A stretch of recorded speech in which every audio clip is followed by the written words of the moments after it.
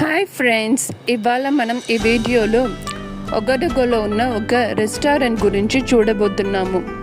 ఈ రెస్టారెంట్ మా ఇంటికి 1 కిలోమీటర్ డిస్టెన్స్లో ఉంది.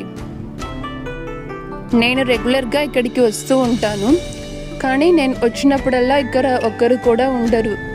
ఎందుకనే తెలియట్లేదు. వాళ్ళతో కమ్యూనికేట్ అయి అడుగుదాం అనుకుంటే నాకేమో ఫ్రెంచ్ రాదు, వాళ్ళకేమో ఇంగ్లీష్ రాదు.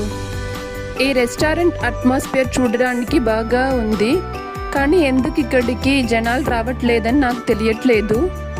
నేను ఎప్పుడొచ్చి ఇక్కడ ఐస్ క్రీమ్ అడిగినా కానీ వాళ్ళు లేదు అనే చెప్తున్నారు. ఇప్పుడే అయిపోయిందని చెప్తున్నారా, మేబీ ప్రిపేర్ చేయట్లేదని చెప్తున్నారా అని కూడా నాకు అర్థం కావట్లేదు. కానీ నేను అడిగినప్పుడల్లా వీళ్ళు లేదని మాత్రమే చెబుతున్నారు.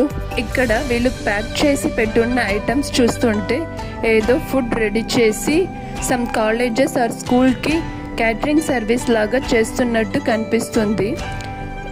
ఇక్కడ ఈ బౌల్లో ఉన్న జ్యూస్ చూసారనుకోండి, దాని పేరే బిషప్ జ్యూస్. ఇది రెగ్యులర్గా మేము ఇంట్లో కూడా ప్రిపేర్ చేసి తాగుతూ ఉంటాము.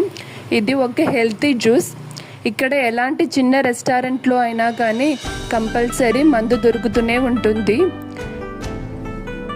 ఇక్కడ వీళ్ళ మెనూ కార్డ్ చూసారనుకోండి,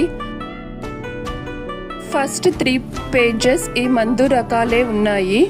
తర్వాత చూసారనుకోండి, ఇక్కడ వీళ్ళు ప్రిపేర్ చేసే స్నాక్స్ అన్నీ ఉన్నాయి.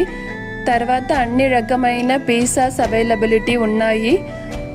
తర్వాత ఈ మెనూ కార్డ్లో ఐస్ క్రీమ్స్ కూడా ఉన్నాయి, కానీ నేను ఎప్పుడు వచ్చి అడిగినా మాత్రం ఐస్ క్రీమ్ లేదనే చెప్తున్నారు.